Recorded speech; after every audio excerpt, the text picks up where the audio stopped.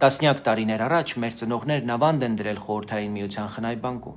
Հետո 90-ականների փլուզման, հիպերինֆլյացիայի պատճառով այդ խնայողությունները փաստացի արժեզրկվել են։ Հայաստանի կառավարությունն ավելի ուշ ընդունել է, որ մարդիկ կորցրել են իրենց խնայողությունները եւ նրանց աջակցություն է նախատեսել խոստանալով վերադարձնել սահմանափակ փոխհատուցում որպես պետական սոցիալական աջակցություն։ Բայց այստեղ կա երկու հիմնարար խնդիր։ Տարիքային սահմանափակումն այս ծրագրի առանցքային ֆիլտրն է։ Փոխհատուցումը նախատեսված չէ բոլոր ավանդատուների համար միաժամանակ, այլ տրվում է փուլ առ փուլ։ Շահառուների շրջանակը սահմանվում է տարիքային շեմով, որն ամեն տարի աստիճանաբար ընդլայնվում է, ներառելով ավելի ուշ ծնված քաղաքացիներին։ 2026 թվականի դրությամբ շահառուներ են համարվում նաև մինչև 1944 թվականի դեկտեմբերի 31-ը ներառյալ ծնված ավանդատուները։ Այսինքն, եթե ծնվել եք 1946 կամ 47 թվականին, պետք է սպասեք ևս 2-3 տարի, մինչև ձեր հերթը հասնի, իսկ եթե չեք հասցնում, այդ փոխհատուցման իրավունքը գործնականում կորչում է։ Արդյունքում մարդիկ տարիներով սպասում են եւ շատերը պարզապես չեն հասցնում ստանալ իրենց հասանելիք փոխհատուցումը կյանքի ընթացքում։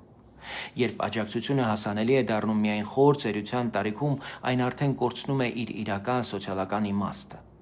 Երկրորդ, եթե մարդը չի հասցնում ստանալ եւ կյանքից հեռանում է, փոխհատուցումը մեծ մասի դեպքում դադարում է գոյություն ունենալ, ընտանիքը, կինը, զավակները ոչինչ չեն ստանում, մինչդեռ գույքային եւ սոցիալական իրավունքները չեն կարող վերանալ միայն այն պատճառով, որ մարդը չի հասցրել օգտվել դրանցից։ Դրանք պետք է անցնեն ժառանգներին օրենքով սահմանված կարգով, ինչպես կենսաթոշակների, չվճարված աշխատավարձերի, սոցիալական վճարների դեպքում է։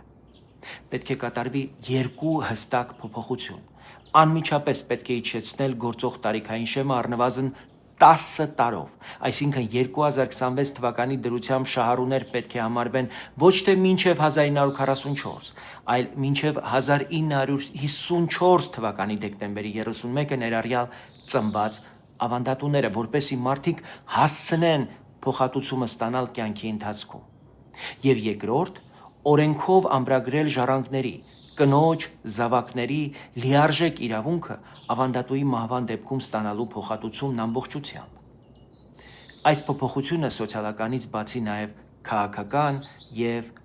բարոյական է։ Այն ցույց է տալիս, որ խորը ծերության հասած քաղաքացին չի պատժվում միայն այն պատճառով, որ տարիներ շարունակ սպասել է ու չի հասցրել օգտվել իրեն հասանելիք աջակցությունից։ Պետությունը պարտավոր է վերացնել այս բացը, որքան շուտ,